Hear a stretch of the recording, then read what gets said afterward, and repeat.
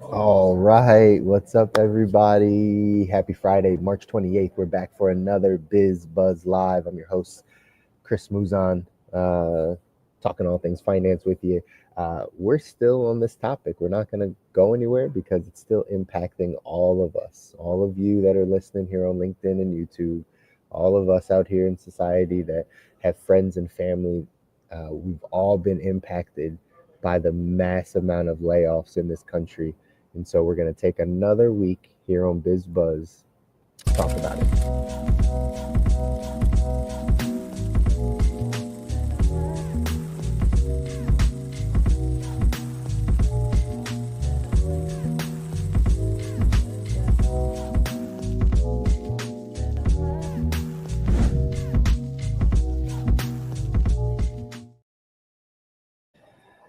Yes, y'all. What's up? It's Chris. We're back here. Another BizBuzz Live on this Friday, March 28th. Can you believe that the quarter is already done? It is the last Friday of March. Can you believe that? The first half of this year, the first quarter of this year has flown by. I don't know if you've been feeling that way, but I've been feeling that way. This first quarter of the year has just flown by before next couple of days it's going to be April the 1st. By the way, just so you know, April's financial literacy month. It's going to be a big month for us to talk about money and finance and all the things in the world of money that I like to cover. So we're going to do some educating and putting out some more content here coming up in the month of April. But again, the reason why we started this show, BizBuzz Live, is because inevitably having conversations with people for the over a decade now around their finances, not just the high end, not just the people that are high net worth, so to speak, right? Not just that group, because there's a lot of financial people, especially here on LinkedIn, that typically deal with higher net worth individuals. And that's where the most of the financial industry tends to skew, right? Good, bad, and different. That people with the money typically have the resources to make more money, to learn more about their money, all that good stuff, right?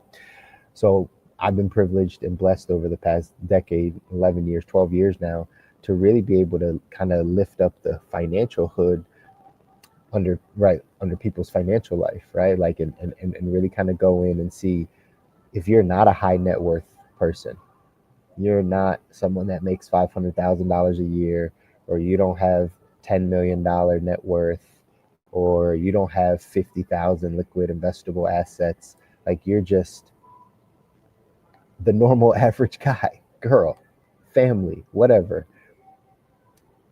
Who's helping you financially? That was always the question. And that's where I chose to come in and say, okay, well, let's go have these conversations with people around their financial life, around the things that are important, whether it be their savings, whether it be their investing habits, whether it be their debt management, whether it's their insurance protection, whether it's their estate plan, any of the areas of their financial foundation. We come in, we have that conversation. And what I realized was over time, the conversations always go back to cash flow.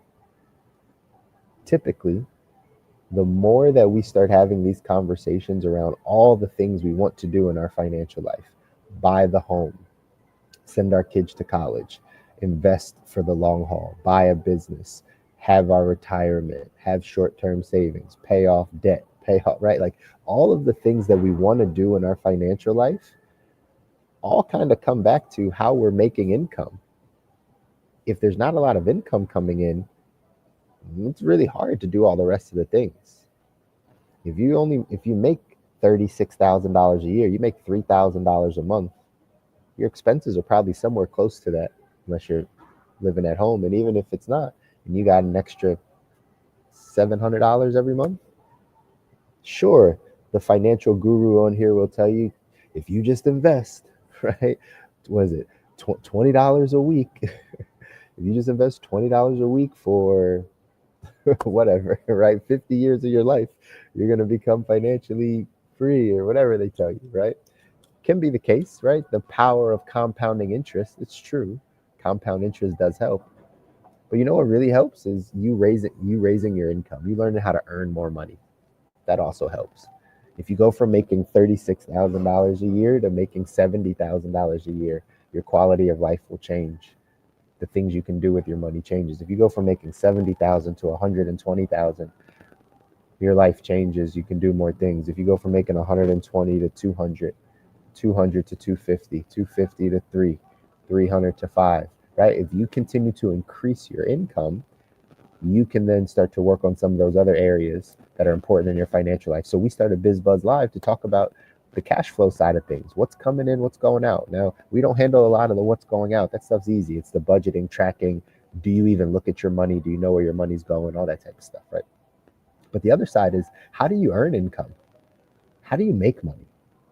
How does money come in for you? Do you have a really good job?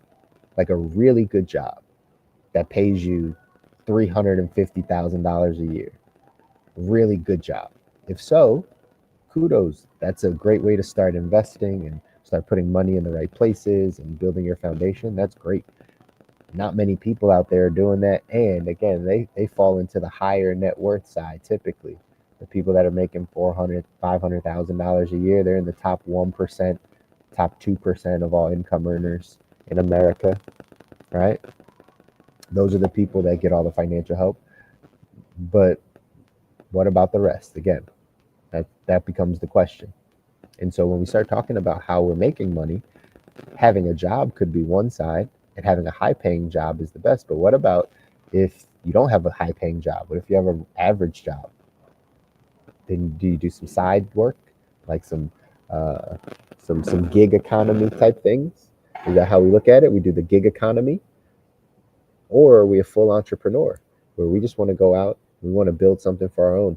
Regardless of which avenue we choose, we have to have a way to continue to earn more income. That's what has to happen. We have to continue to increase our ability to earn income. Once you earn it, then you can save it and then you can invest it. But if you're not earning it, it's really tough to do all the rest of it.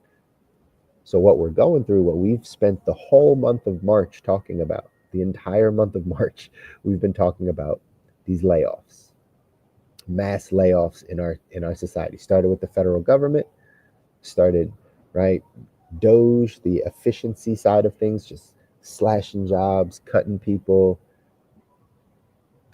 like no warning, just, taking their resignation or whatever the case is, things just happening. Then it starts trickling into the private sector. The private sector is what we're seeing happen now, with more of it. And now, at the end of March, end of the first quarter, by the way, there's always a lot of shakeups at the beginning of the year because they're getting through this first quarter. So hopefully the rest of the year kind of smooths out for them, right? But at the end of the day, what you want to what you want to be able to see, or what you want to be able to recognize, is the fact that the federal government's laying people off and the private sector is laying people off, and it says we're kind of headed into a recession if we're not already in a recession, which means the way that you think about money, the way that you're thinking about earning income might have to shift if you want to be successful. If you want to earn more, save more, invest more, build your financial foundation, you want to do those things, you're probably going to have to shift how you're thinking about money. Because in this economy and what's happening right now, the way that they might have taught us to make money isn't necessarily the way we have to make money right now. I saw a TikTok, I wish I have it up here, but I saw a TikTok where a guy was like, the reason why everybody wants to be an entrepreneur, why you're hearing that, some people call it rhetoric, right? But you're hearing that talk a lot right now, is because it's almost not possible, unless you're a high paid employee, it's almost not possible to make a living at a regular average wage job.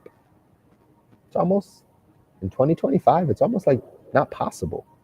Maybe somebody's different, right? If you're different, drop something in the comments. I want to know if you are the person, and I'm sure there's always somebody on YouTube for sure, but maybe if you're the person on LinkedIn and you're like, no, like I make $60,000 a year, I make $57,000 a year, because that's the average salary in America is $54,000 a year. So let's say you're slightly above average, you make 60 grand a year, and you're not living paycheck to paycheck, and you have savings, like 3 to 6 months worth of savings, and you're not in debt. and you have retirement that you're funding, and you have some good insurance protection, not through the job, personally, that you pay for, and you still have money left over at the end of the month, drop some comments in there if that's you. Because if that is you, one, I'd love to talk to you because you're doing something right. You're clearly doing something right. But I'd be hard pressed to find another 5 to 10 people like you if you do drop yourself into the comments here. All right. Because that's not what's happening. It's really difficult for people with an average job to be able to make money and have their financial foundations built in our society currently at the way it is, at the rate it's going. So that's why we talk a lot about entrepreneurship. But here's just some things to know, right? Just some stats and some things that are happening, right? The Treasury Department and the IRS are laying off more people. Thousands of employees are getting laid off from the IRS. It may slow up your tax return, by the way, but we're already at the kind of end of that season for most of you employees, right? You probably already filed your taxes and gotten your money back, right? So in the public, in the public sector, right, the government sector is still going. IRS, all the other agencies, right?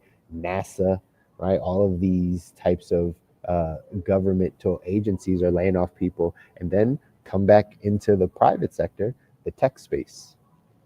The tech space is laying off people left and right. The tech space, again, near 10% of the workforce for Block, which used to be Square, is getting laid off. 10% of the workforce. Just in March, just in the month of March, 10% got laid off, right? HelloFresh is cutting 1,500 jobs and shutting down U.S. production sites. HelloFresh is the one that delivers your food to you, right? These become luxury type things. These become luxury items. People can't afford that type of stuff when we're in a recession. And so obviously the first thing a business has to do is what? Cut their expenses. And that's what they're doing. That's what they're choosing to do, is cut those expenses. So that was just another company. HelloFresh is another company there for you. Okay. Here's another company, Wayfair. Wayfair is also cutting its costs, cutting employees, firing people. It already did a round of layoffs, and now it's doing more. Hewlett Packard also is another one. Here's the message, guys. Here's the message. You need to find other ways to earn money. Find other ways of earning money. I've done this on multiple of these shows, so you can go back and look at any other BizBuzz lives that we have. You can check out any of my content on any of the other platforms. I've said this many different ways, many different times. I heard this from a mentor of mine that, right, leaders are repetitive. Leaders get good at saying the same thing over and over again, just in different ways, but they're really just saying the same thing.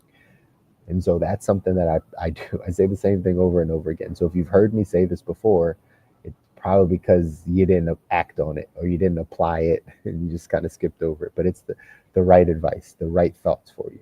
If you are the person that's like, all right, Chris, I just got laid off.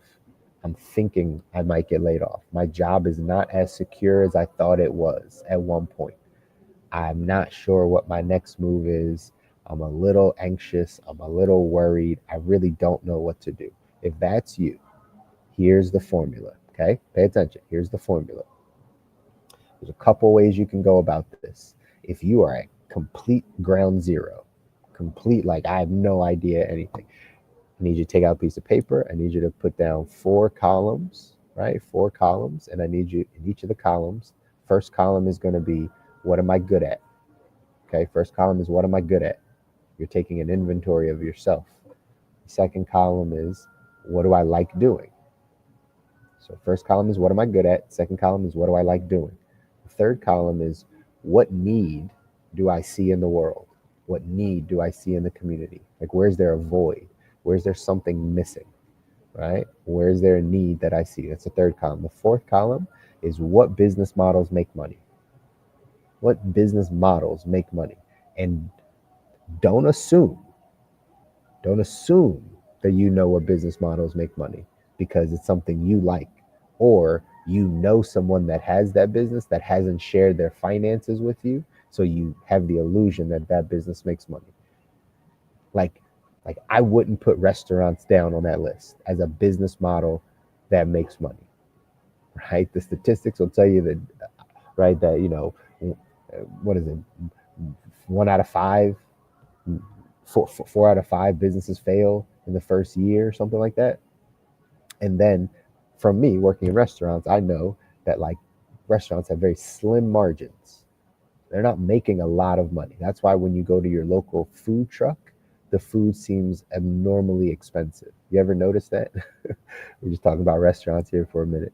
You ever notice though, when you go to a food truck or when you go to a smaller restaurant, they got really good food or nice food or something, like you might pay $32 for a platter or something. You might pay $27 for a plate of food. You ever notice that? It's because it's a low margin business. It's a low margin business. Food cost keeps going up, right? Because the cost of food keeps rising, your labor keeps going up, gas keeps going up, but you got to keep your prices the same. Restaurants would not be one of those business models that I would write down on the list as business models that make money. There are people that are in business, sure, but that might not be the business model. So those are the four things that you want to go through if you have no idea. You have no idea where to start. You're going to get laid off. You don't know what your next move is. You don't know if you want to have a job. You don't know if you want to be an entrepreneur. You don't know what you're doing. You're like, I got to figure this thing out. Start there. What am I good at? What do I like doing? What does the world need? What business models make money? You start there. That's a great starting place for you. If you can just brainstorm some of those things, it's going to give you some ideas of what directions to go. What directions to go. Okay, so that's the first thing, ground level. If you have none of this stuff, like you don't know what to do. After that, you need to do a couple things. Number one, you need to upgrade your skill set. You need to learn some skills. You need to upgrade your skill set in marketing, upgrade your skill set in sales, upgrade your skill set in leadership, upgrade your skill set in communication. Right? You need to upgrade your skill sets in those areas. If that means that normally does not mean going back to school for 4 years to get a communication degree. It normally doesn't mean going back to school for marketing for a 2-year degree. It means you jump on this internet here that you're on and you take 15 hours a week to study marketing from competent people. You take 15 to 20 hours a week and study sales from competent people. You buy a sales book, you buy a marketing book, you take a class, you go to a course, but you learn the information, you upgrade your skill set, then you practice it. So you got to upgrade your skill set, number one. Number two, you got to upgrade your mindset. You got to upgrade how you think. I do a morning mindset call every Monday, Wednesday, Friday morning, right? We talk about it. We just got off earlier today where we said, hey, if you change your thinking, you change your life. So if you want to do better, you want to get better results, you want to find a better job, you want to start a business, you want to do those, you got to change how you think about entrepreneurship. You got to change how you think about work. You got to change how you think about your value. You got to change how, right, what you think about or how you think about your future. That's how you do it. You got to change your mindset. So we're upgrading our skill set, then we're upgrading our mindset. Third thing is we're getting around better people. You're changing your environment. You're changing your environment. When you change your environment, what happens is you start having new conversations with people, and new conversations lead to new opportunities, which lead to new money. If you change your environment, don't go to the same places that you go to. Don't be in the same circles that you're in. You're the average of the 5 people you spend the most time with. You're the average of them. So if you're the average of the 5 people you spend the most time with, well, look around you. What are those people up to? Are they living the life you want? Do they have good careers? Do they have good jobs? Are they entrepreneurs? Do they make money? Are they happy? Are they fulfilled? Are they, right? Do they have a good spiritual foundation? Are their relationships good? Like, what of them do you want? I know you might be comfortable with them, but what of them do you want? Like, what aspects of their life do you want? Do you admire? Is it good to be in proximity of? Whatever that is. Do they just have a healthy marriage? Are they further along in their spiritual maturity so you can glean some things? Are they further along in their parenting journey? Are they further along in their business journey? Do you guys support each other in your financial journey, right? Like, what are the people around you giving to you from an environment standpoint? It's important. But those are the three things. After you figured out those 4 columns and you brain dump all of those things, then you start to say, I need to upgrade my skill set. Typically, sales and marketing. That's the skill set you need to actually own your income. There might be other smaller skill sets, that you can create that will allow you to work for sure. But sales and marketing will allow you to never have to worry about money ever again if you get good at those, because every company needs them. Every business needs them. That's what runs all commerce, is sales and marketing. So if you know those things, you're always commerce will never just stop. There's always going to be a need to buy, sell, transact something, not even just small product. I'm talking about, healthcare things or other medical things or food things. There's always going to be something. So if you learn to upgrade your skill set in sales and marketing, those 2 things are going to come to you. Secondly, you got to upgrade your mindset, how you're thinking about things. We make money at the level of our skill set, right? You make money at the level of your skill set, but you build a life in relation to your mindset. You get to design your ideal life in relation to how mentally tough you are, how emotionally intelligent you are, how much capacity you have to handle the ups and downs of life. As a mentor of mine used to always say, Chris, not too high on the highs, not too low on the lows. Not too high on the highs, not too low on the lows. Is that the way you operate? And if not, you got to improve that. How do we improve that? We listen to new things. We watch new things. We learn new things. We read new books. We read things on emotional intelligence, on mental toughness, on all these things. We read about it so we can become that. So you got to upgrade your skill set, number 1. Then it's your mindset. Third thing, you got to get around a new group of people. You got to change your environment. If the environment you have is holding you back from where you want to go, it's your responsibility to change it. It's your responsibility to do something different. So that was some practical things for anybody out there because again, we've been talking massive layoffs. We've been talking layoffs over and over again this whole month.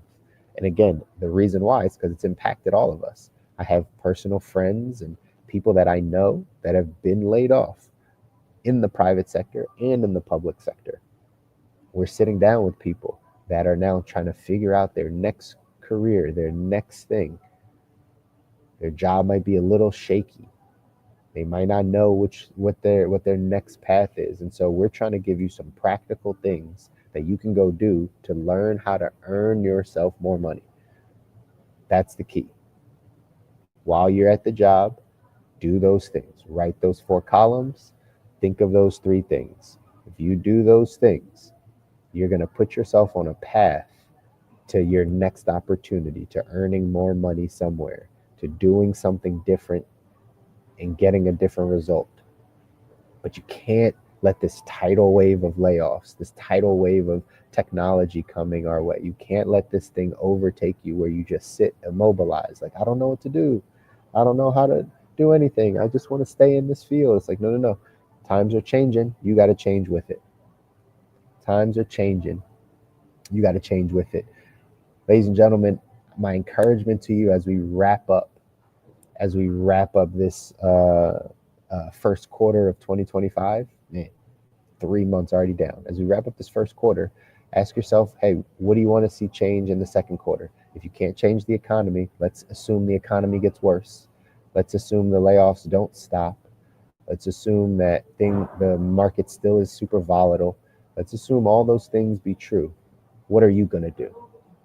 If all those things are still true come April, come May, what are you going to do? What's going to be different? Are you just going to keep sitting around and not making the decision to go take a hold of your financial future? That's my encouragement to you, is to start figuring out what we need to do to take hold of your financial future moving forward into quarter 2 of 2025.